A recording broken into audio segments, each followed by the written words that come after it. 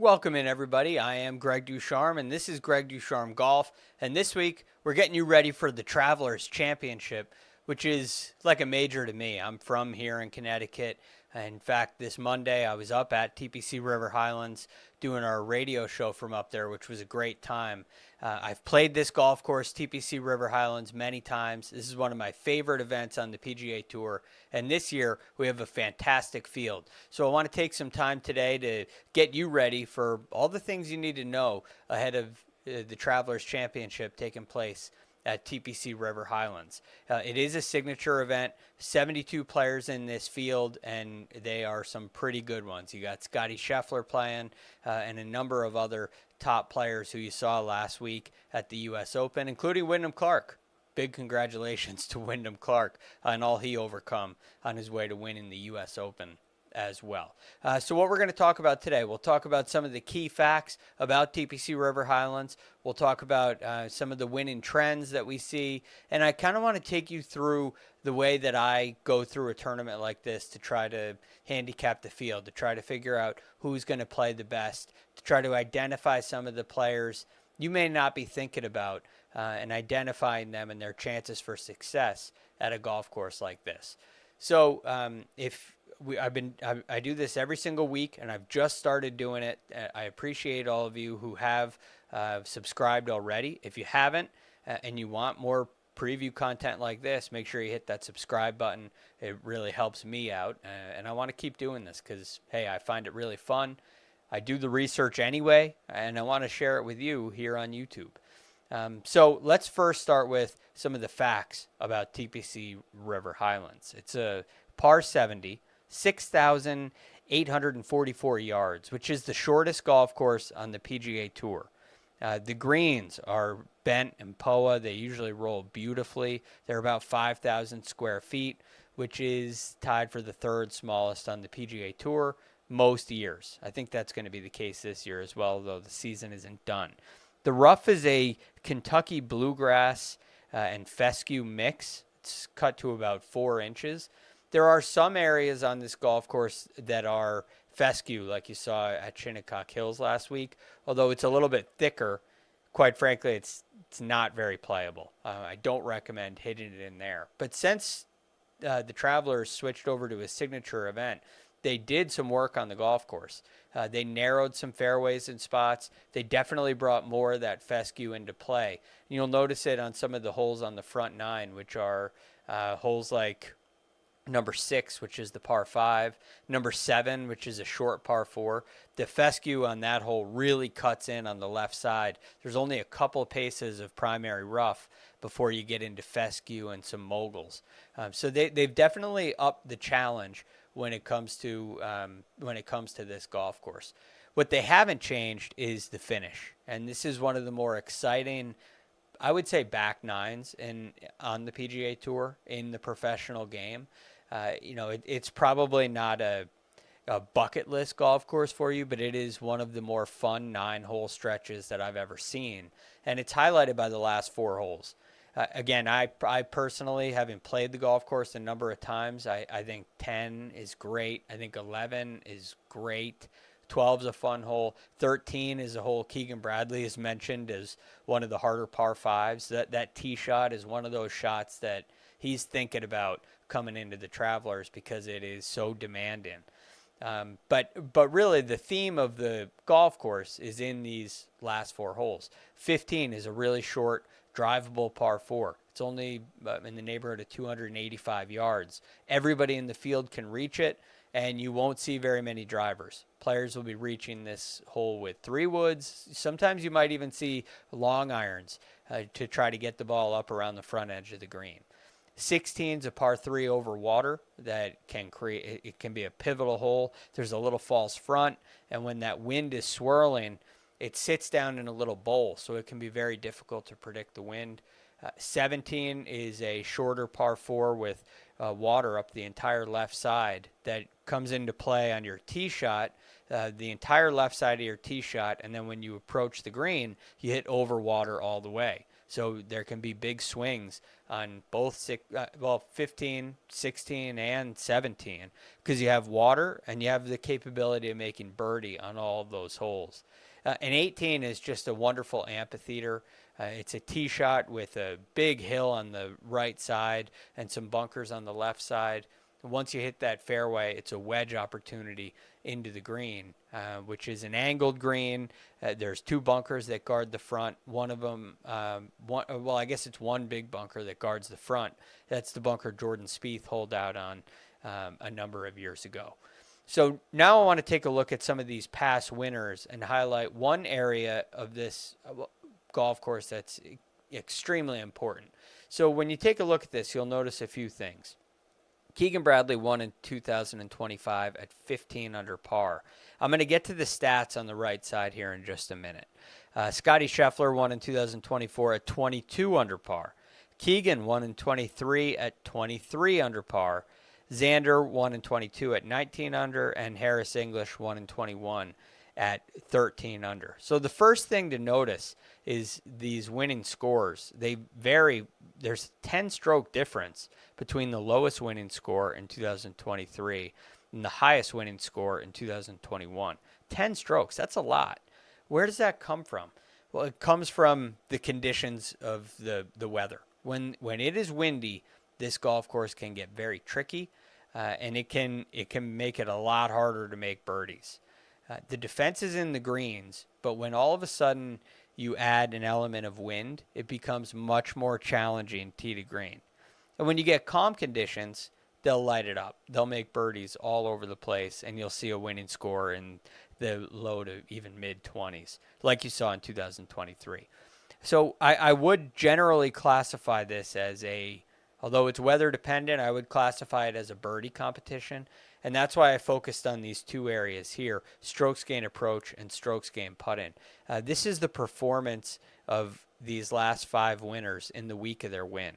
So you notice right here in strokes gain approach, you have 3 of the winners are finishing inside the top 6 for the week. The last 4 winners all inside the top 11 in strokes gain approach.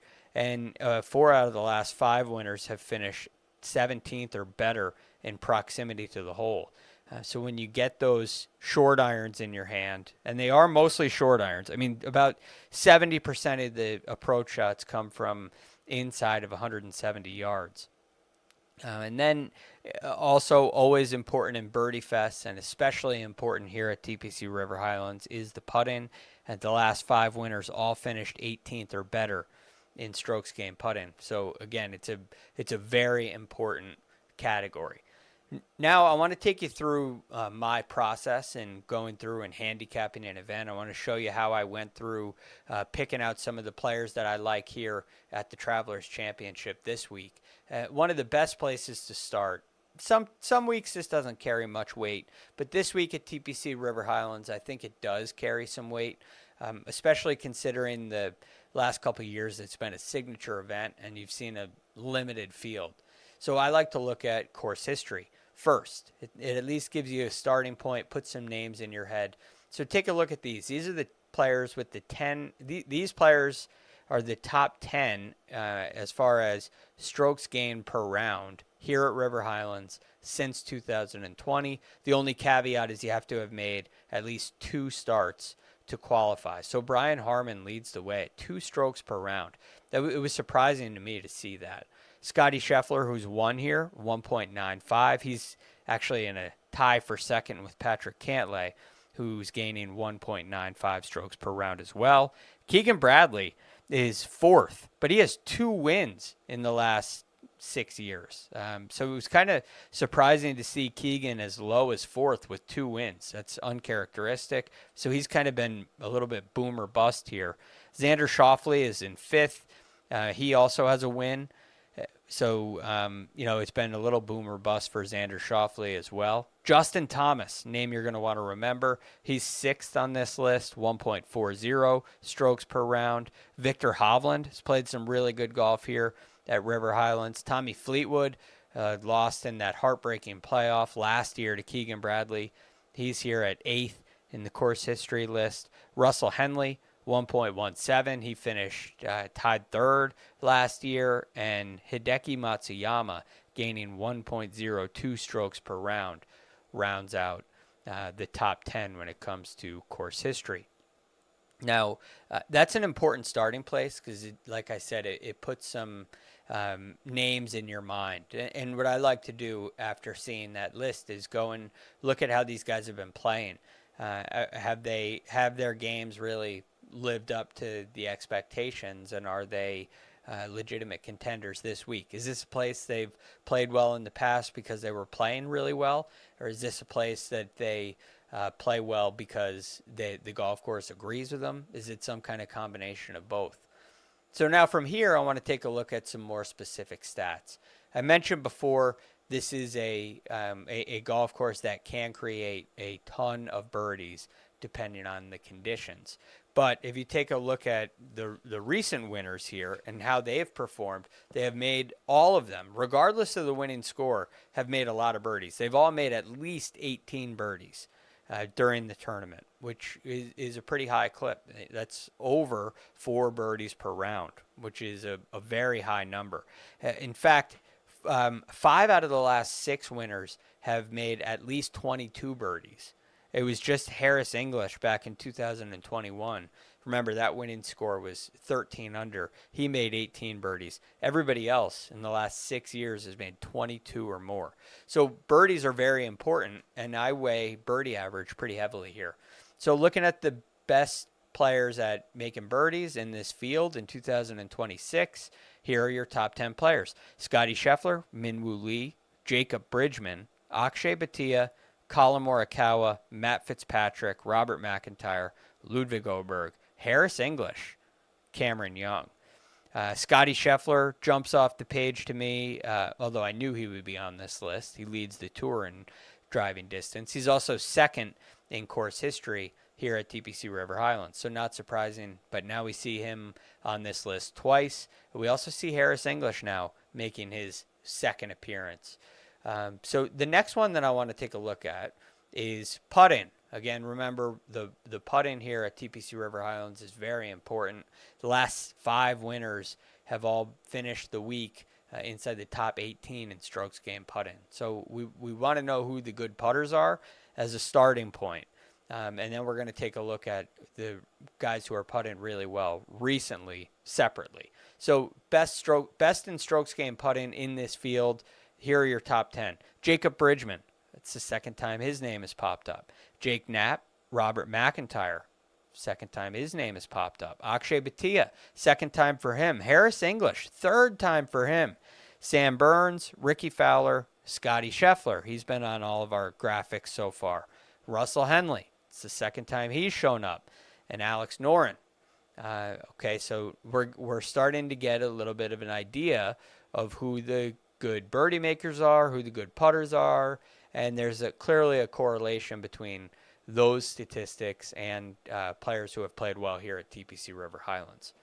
Next, I want to get a little more specific when it comes to strokes gained putting. So we'll take a look now at the players who are putting the best in this field over the course of their last 36 rounds.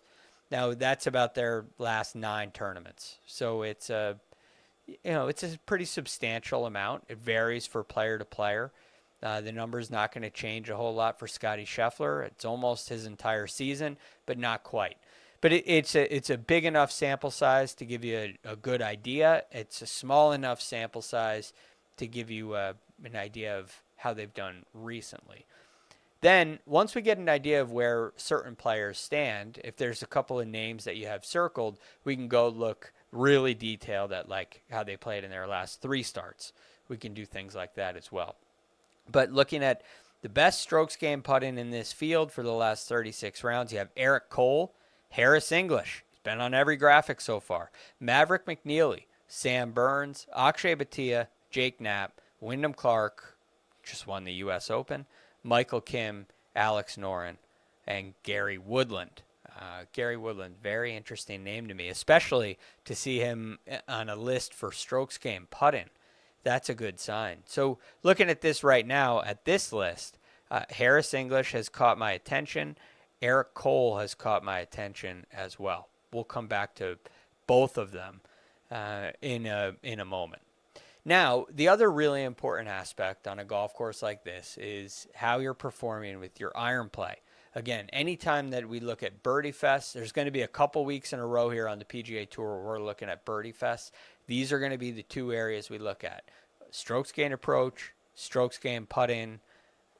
I think it's fair to look at them in long term and narrow term, but I want to look for strokes gain approach at the last 36 rounds. Here are the top 10 in this field.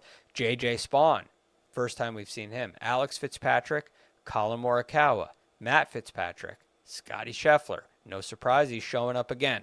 Adam Scott, Ludwig Oberg, Wyndham Clark making another appearance, Cameron Young, and Mark Hubbard.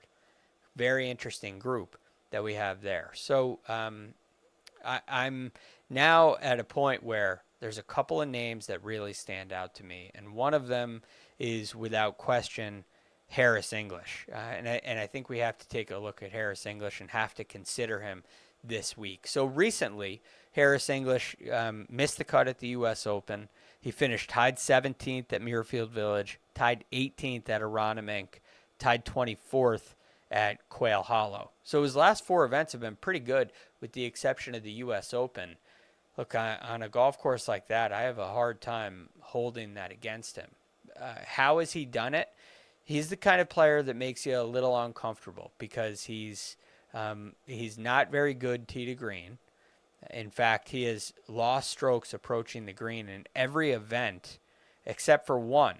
At the PGA Championship, he gained strokes approaching the green, but it's been like 10 out of the last 11 where he's lost strokes approaching the green. I don't like that. Yet, the results are really good. The reason for that is what he's done on the greens with his putting. Fortunately, that works here at TPC River Highlands.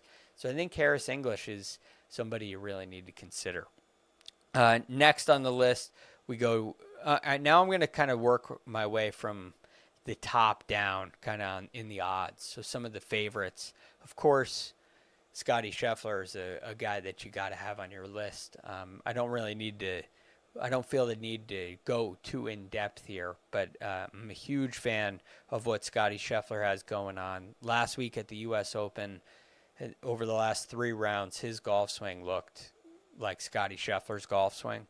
He was in control of his golf ball, and on those challenging greens at Shinnecock Hills, he just had a very difficult time knocking in the putts he needed to knock in, especially under the gun. So what happens? He finishes tied 4th. Now we come to a golf course that's going to have much smoother greens he's familiar with, a golf course he knows. Scotty Scheffler's going to have a great chance. So I love starting there. We go down the board a little bit next to Colin Morikawa, who spent quite a bit of time in contention at the U.S. Open last week. But here's what I love about Colin Morikawa. You know what he can do tee to green. There's 2 things. First and foremost, it seems like he's healthy. He played the Canadian Open. He played the U.S. Open. He finished tied 29th, tied 17th. It doesn't seem like we have any health concerns. That's a great sign. He has gained strokes approaching the green in every event this season. And last week, he gained 2.5 strokes, which was his best start in his last 4. But what's really encouraging to me is he seems to have figured something out with the putter. Colin Morikawa has gained 2 or more strokes putting in his last 3 events. I love what I'm seeing there. Now, continuing down the board, in a similar kind of range here, we have, which I'm really excited about this, is Justin Thomas. Justin Thomas is on my radar this week in a big way.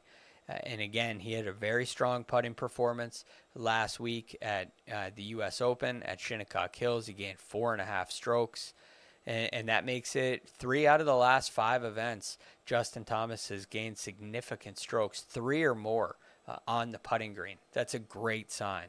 His iron play is always very good. And I think that's why he's on this course history list. He's obviously a very talented player, very good tee to green, and especially good with his short irons and his wedges. You have a lot of those opportunities coming into the greens here. I love Justin Thomas, especially considering his course history.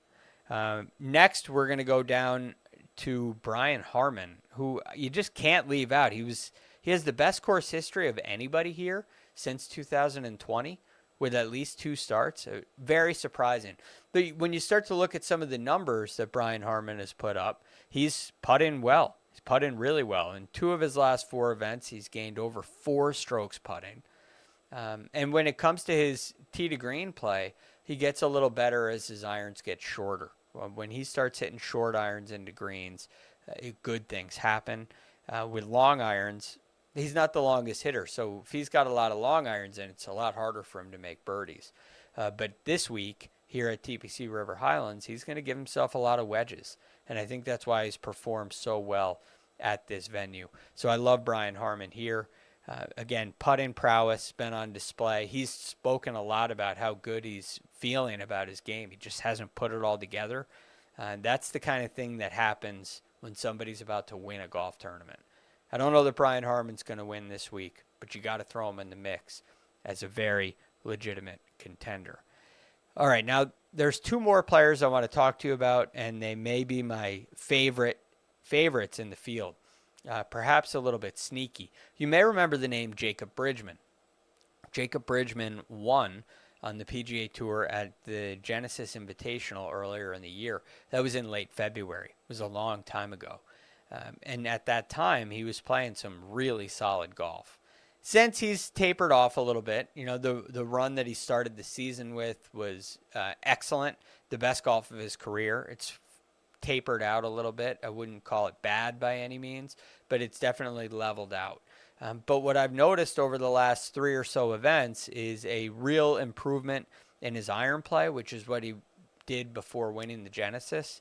We've seen now 3 events in a row where he's gained strokes approaching the green, and it's kind of progressively better. His best performance was in Canada, where he gained 4.7 strokes approaching the green. And the other thing that Bridgman did so well early in the year is putt. That's why he was on our putting graphic earlier for the year. One of the better players in strokes game putting on the PGA Tour. But again, he fell off for about 4 or 5 weeks. He started losing strokes putting. But in the last 2, he's back. He's gained over 3 strokes putting in his last 2 starts.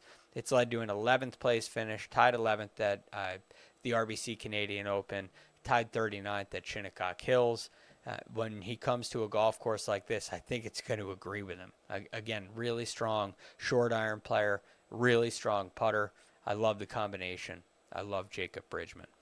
Last player that I want to mention today is Eric Cole, who's just a great value play. And a lot of people have probably forgotten about Eric Cole. He finished 2nd at Colonial, and then he was in contention at the Memorial for a while. He ended up finishing 8th there. A golf course I would not think would go very well. But even going back a couple of starts ago, Myrtle Beach, he finished tied 6th, and he finished tied 6th at the Zurich Classic as well. So it's been, a solid 7 weeks of really good play for Eric Cole, and it comes on the back of exactly the things that we look for here at TPC River Highlands. It comes from approaching the green, and it comes from putting. And Eric Cole has excelled in both of them. You're talking about 6 straight events on the PGA Tour where he's gained 2 or more strokes putting. That's huge. And in 5 out of his last 6 events, he's gained 2 or more strokes approaching the green. With that combination, if you can put up 4 strokes between those, you're going to perform really well. And if you have a hot week and you gain 8 strokes putting, or you put up 7 strokes approaching the green, well, that's when you start winning golf tournaments. And I think Eric Cole has a legitimate possibility of doing that here on this golf course. Again, distance is a thing that really penalizes him week to week. He has a hard time beating the field with his driver, because he's not very long, and he's not the most accurate player either.